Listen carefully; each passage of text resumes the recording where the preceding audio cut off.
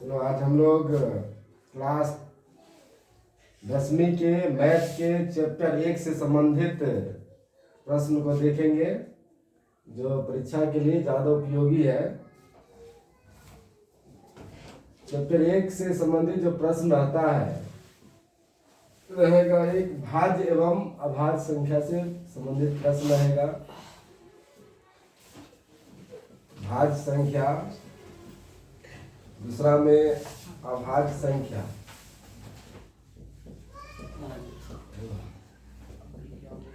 अभाज्य संख्या सबसे पहले जानेंगे वैसी संख्या जिसके दो गुणनखंड होते हैं, अर्थात कह सकते हैं वैसी संख्या जो संग से और एक से केवल कटे तो वैसी संख्या कहलाएगा अभाज्य संख्या।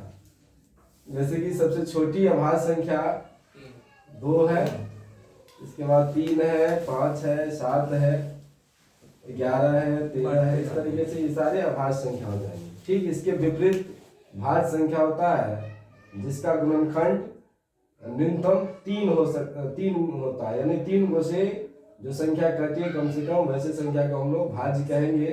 तो सबसे छोटी भाज्य संख्या जो होगा वो 4 होगा, 6 होगा, 8 होगा, 9 होगा, 10 होगा, 12 है। इस तरीके से ये सारे भाज्य संख्या होंगे। इसके अलावा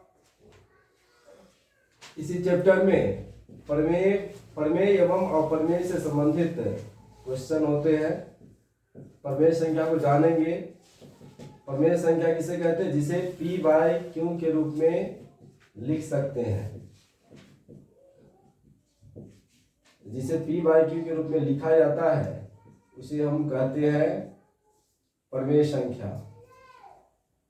एग्जाम्पल में इसको ले सकते हैं, जैसे 5 है, ये प्रमेय संख्या है। 0 भी प्रमेय संख्या होता है। कोई माइनस में है तो भी ये प्रमेय संख्या होगा। इस तरीके से जो संख्या है वो सारे प्रमेय संख्या होता है। इसके अलावा दशमलव में है तो भी इसको हम लोग प्रमेय संख्या ही मानेंगे, क्योंकि इसको 0.3 को दशमलव आएंगे तो इसको 3/10 यानी इसको भी P/Q के रूप में लिख सकते हैं। इसलिए दशमलव वाला भी कोई संख्या होगा तो वो प्रमेय संख्या होगा। इसके अलावा अप्रमेय संख्या से रिलेटिव कई सारे ऑब्जेक्टिव प्रश्न आएंगे। अप्रमेय संख्या में इसका अर्थ होता है जिसका मान पूर्ण रूप से निश्चित नहीं हो, अर्थात परफेक्ट नहीं होता है, उसे हम लोग क्या कहते हैं? अप्रमेय संख्या कहते हैं। एग्जाम्पल में इसका लेंगे तो कोई भी संख्या यदि रूट में है तो क्या हो जाएगा? अप्रमेय संख्या होगा। 2√2 है, ये भी अप्रमेय संख्या होगा। √2/3 है तो ये भी अप्रमेय संख्या होगा। हाँ, एक पाई, क्योंकि पाई का मान भी पूर्ण रूप से निश्चित नहीं होता है, इसलिए पाई भी जो होगा वो अप्रमेय संख्या होगा। इस तरीके से 3 + √3 है, ये भी अप्रमेय। इस तरह का जो संख्या होगा अप्रमेय होता है। यदि कोई संख्या रूट में है, जैसे कि रूट में 64 है, इसका तो वर्गमूल निकल जाता है, जिसका वर्गमूल नहीं निकले वो अप्रमेय संख्या। तो इसे हम लोग क्या कहेंगे? √64, क्योंकि इसका वर्गमूल निकल करके 8 आएगा तो इसको हम लोग क्या मानेंगे? प्रमेय संख्या। इसके अलावा इस चैप्टर से संबंधित जो प्रश्न आता है यूक्लिड विभाजन एल्गोरिथम से प्रश्न आ सकता है कि इस विधि से क्या ज्ञात किया जाता है। तो हम लोग जानते होंगे इस विधि से HCF को ज्ञात करते हैं। यहां से भी प्रश्न ऑब्जेक्टिव रहेगा। इसमें और भी रहता है, इसी विधि से A = BQ + R, जहां पे रहेगा कि 0 बड़ा या बराबर R उससे बड़ा B। इसे भी याद रखना है। R मतलब यहाँ पे शेषफल है, B मतलब भाजक है तो हमेशा शेषफल जो आता है, शेषफल 0 भी हो सकता है या 0 से बड़ा होगा, लेकिन शेषफल से हमेशा जो होगा b यानी भाजक हमेशा बड़ा होता है। इसको याद रखना है, a बराबर b क्यू प्लस r, जहाँ पे 0 से बड़ा या बराबर होगा r और r से बड़ा होता है b, यानी b जो होगा, b मतलब होगा यहाँ पे भाजक, b का अर्थ है यहाँ पे भाजक, भाजक मतलब जिससे हम लोग भाग देते हैं, r मतलब यहाँ पे शेषफल, शेषफल से हमेशा भाजक क्या होता है, ज्यादा होता है, इसको याद रखना है।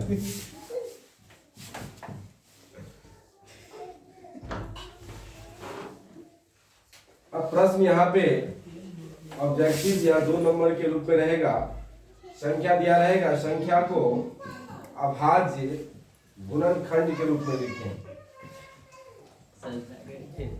अभाज्य गुणनखंड के रूप में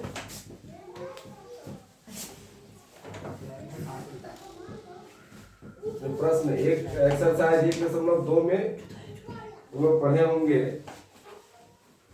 एक एग्जाम्पल ले लेते हैं,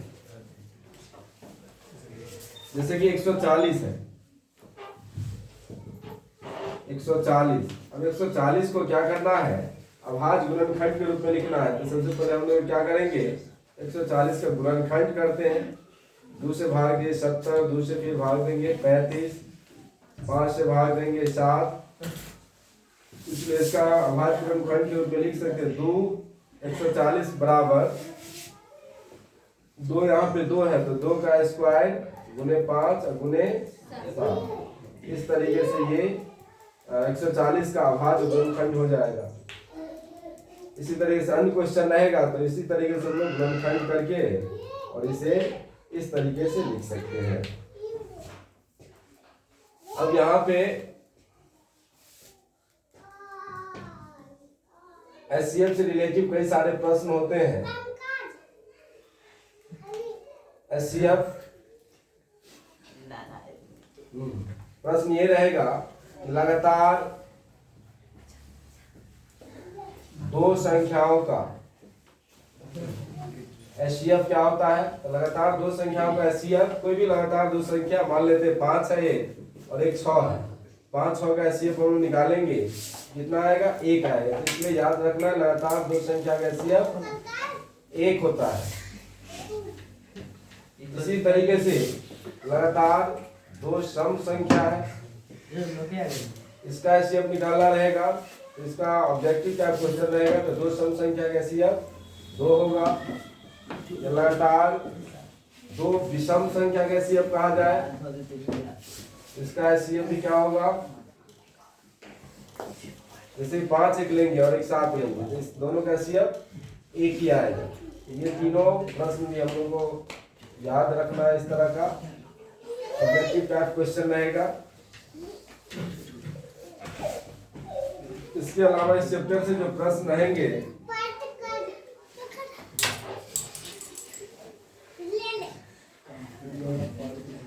दशमलव प्रसार से प्रश्न आता है,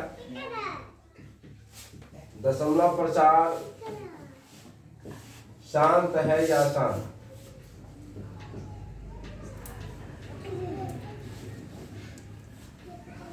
इससे रिलेटिव प्रश्न आएगा। एग्जाम्पल में हम लोग या इसको जानेंगे, यदि किसी भी संख्या है या भिन्न है, उसका हर का जो गुणनखंड हो, हर का गुणनखंड होगा वो 2 का पावर m या 5 का पावर n या 2 का पावर m गुने 5 का पावर n के रूप में हो, तो निश्चित तौर पे वो क्या होगा, दशमलव प्रसार शांत होता है।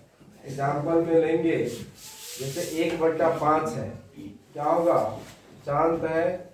इसी प्रकार से यदि 1/2 गुने 2 है, ये भी क्या होगा, ये भी शांत हो जाएगा। इसके अलावा 1/2 गुने 5 है, यह भी क्या हो जाएगा, ये भी शांत होगा। और भी क्वेश्चन ले सकते हैं, 1/, जैसे 2 का पावर 5 है, 5 के पावर 3 है, ये सभी क्या होगा, शांत होगा। लेकिन 1/2 का पावर 5 है, 3 का पावर 2 है, तो इस स्थिति में क्या हो जाता है, अशांत होता है।